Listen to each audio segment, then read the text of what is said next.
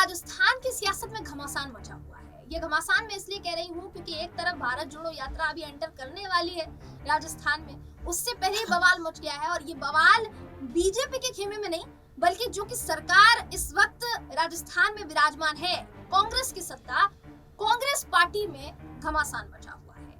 ये दो चेहरे जो आप अच्छी तरीके से भलीभांति पहचानते होंगे, अशोक गहलोत और सचिन पायलट, दोनों के बीच में जो गर्मा गर्मी का माहौल है ये 2020 से ही है, अभी नया नहीं है, नया नवेला नहीं है मुद्दा। लेकिन अभी इस वक्त सुर्खियों में इसलिए आ गया है क्योंकि मुख्यमंत्री अशोक गहलोत ने इसको हवा दी, ये कहकर कि पायलट गद्दार है।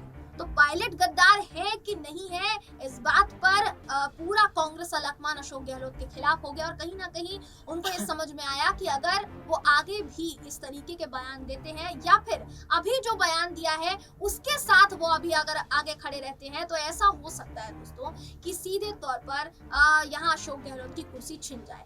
इसीलिए अब अशोक गहलोत बैकफुट पर आना शुरू हो गए हैं।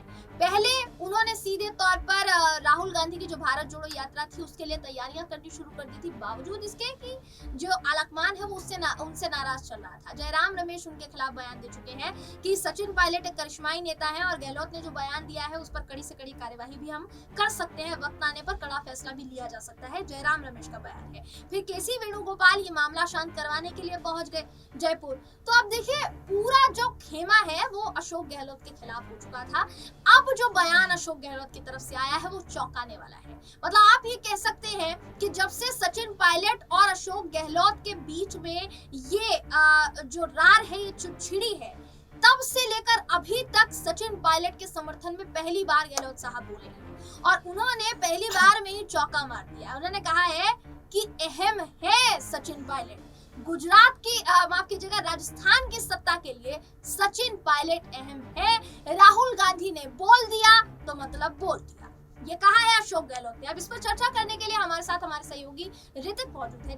ऋतिक बहुत बहुत स्वागत, बहुत बहुत धन्यवाद। ऋतिक, अभी इस वक्त अगर आप देखेंगे राजस्थान की सियासत में देखेंगे तो इस वक्त माहौल बेहद देखिए गर्मा गर्मी का हो चला था। हो सकता था कि सचिन पायलट सीधे तौर पर पार्टी से बगावत करते और उसका असर अशोक गहलोत की मुख्यमंत्री की कुर्सी पर पड़ता, लेकिन अशोक गहलोत जिन्होंने गद्दार बताया सचिन पायलट को, अब वही सचिन पायलट को पार्टी के लिए अहम समझ रहे हैं। क्या लगता है आपको, बैकफुट पर आ गए? देखिए बैकफुट पर आ गए, मुझे तो हंसी आ रही है। क्यों? आप ये सोचिए कि राहुल गांधी हमेशा चुप्पी साधे रहे, जैसे सीपी जोशी अपनी चुप्पी साधे रहे। और आप ये देखिए, आपने केसी वेणुगोपाल का जो जिक्र किया उस पर मैं बाद में आऊंगा। पहले आप ये सोचिए कि आज राहुल गांधी ने एक शब्द और यूज किया था कि गहलोत और सचिन पायलट हमारे दोनों संपत्ति हैं, ये दोनों हमारे करिश्मा है, हीरा है। तो आप ये समझ सकते हैं कि राहुल गांधी दोनों नेताओं को खोना नहीं चाहते हैं। आप ये सोचिए, गद्दार कहने के बाद देखिए किसी के मुंह पर जूता मार दो जाके और फिर कह दो सॉरी, ये कोई बात हुई है? किसी को आप कान में चाटा मार दो फिर कह दो सॉरी, ये कोई बात हुई है? किसी को आप गाली गलौज कर दो फिर बाद में सॉरी कह दो, तो क्या बात हुई है? ये गहलोत सिर्फ सॉरी कहने का उनका ढंग है। और आप समझ सकते हो उनकी जो मन की बात थी, जैसे मोदी जी अपनी मन की बात करते हैं ना, ऐसी गहलोत ने अपनी मन की बात बोल दी थी कि सचिन पायलट गद्दार है।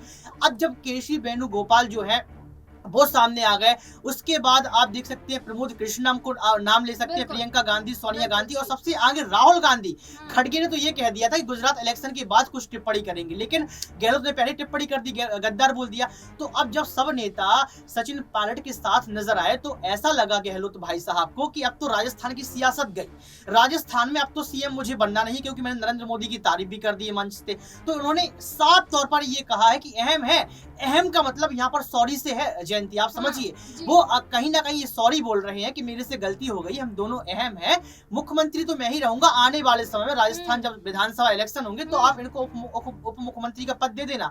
लेकिन साफ तौर पर आप समझ सकते हैं कि राहुल गांधी की जब चुप्पी टूटी, राहुल गांधी का जब मुंह खुला, तब अशोक गहलोत कहीं ना कहीं नरमा गए और उनको समझ में आ गया कि आज भी युवा जोश राहुल गांधी के अंदर कायम है और वो आज भी सचिन पायलट को अपना करीबी मानते हैं और सचिन पायलट के लिए बोलेंगे।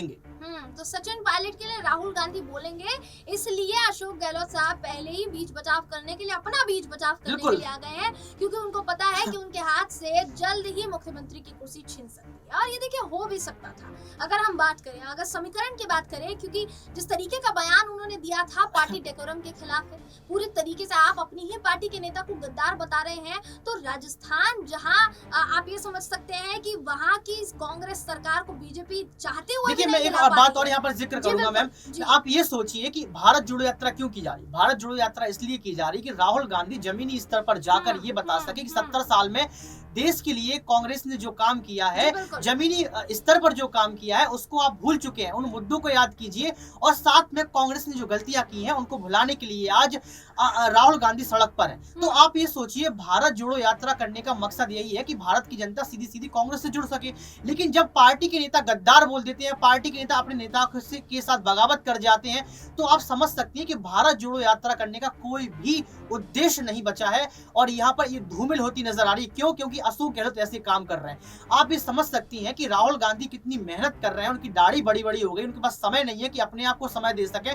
लेकिन यहाँ पर खुद पार्टी के जो नेता है वो कांग्रेस को तोड़ने का काम कर रहे हैं। और अगर अशोक गहलोत आज गद्दार बोल रहे हैं, कल और भी कुछ बोलते हैं, अगर पार्टी के नेता ऐसे ही टिप्पणी करने लगेंगे तो आने वाले समय में कांग्रेस आपको खत्म दिखेगी। जयंती मैम, तो यहाँ देखिए हमारे सहयोगी ऋतिक ने बहुत तफ्तीश से बहुत अहम जानकारियां दी, आप तक पहुंचाई। और कहीं ना कहीं देखिए इन जानकारियों को अगर आप ध्यान से सुनेंगे, गौर से अगर आपने सुना होगा, तो आप राजस्थान के अभी सियासी माहौल को परख पाने में, समझ पाने में कामयाब साबित होंगे।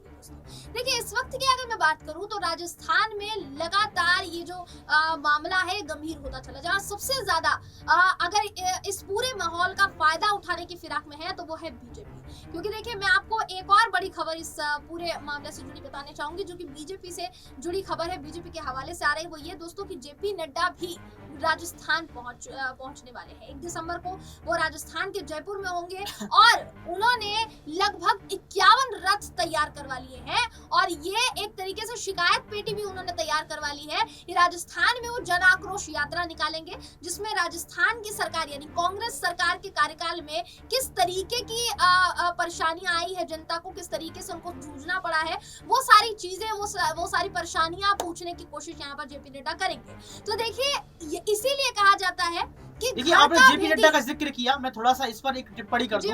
देखिए जेपी नड्डा एक इंटरव्यू के दौरान पहले भी कह चुके हैं कि राहुल गांधी जो भारत जोड़ो यात्रा कर रहे हैं, पहले पार्टी जोड़ो यात्रा करना चाहिए। देखिए जेपी नड्डा जब राजस्थान पहुंचेंगे, मैं कतई ये नहीं कह सकता कि जेपी नड्डा क्या वहां पर बयानबाजी करेंगे, क्या टिप्पणी करेंगे, क्या कुछ भी करेंगे। मैं इतना जरूर बोल सकता हूँ कि जेपी नड्डा पहले जाके हंसेंगे और हंसने के बाद ये साफ तौर पर बोलेंगे कि पार्टी को जोड़ लीजिए।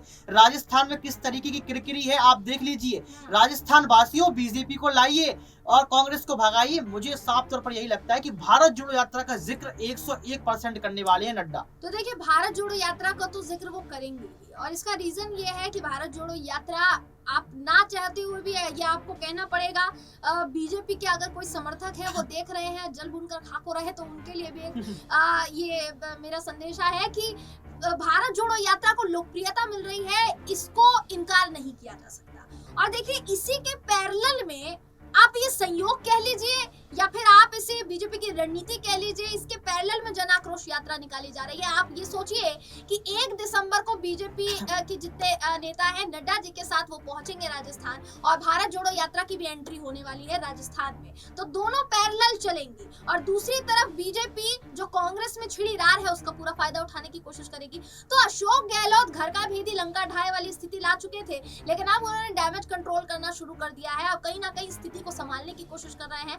हालांकि उनके बयान पर राहुल गांधी समेत जयराम रमेश जो कि उनसे नाराज चल रहे थे, केसी वेणुगोपाल, साथ ही मल्लिकार्जुन खड़गे और उनके साथ साथ सोनिया गांधी किस तरीके से उनके इस पूरे बयान को भूलती हैं और उसका फायदा कितना होगा आगे आने वाले चुनाव में, क्योंकि 2023 में राजस्थान का विधानसभा चुनाव है, उसमें कितना फायदा होगा ये देखना होगा। तो बहरहाल इस खबर पर आपकी राय क्या है कमेंट करके जरूर बताइएगा। वीडियो अगर आपको पसंद आया हो तो वीडियो को लाइक और शेयर करना ना भूलें। मुलाकात होगी आपसे किसी ऐसी ही खबर के साथ, तब तक के लिए नमस्कार।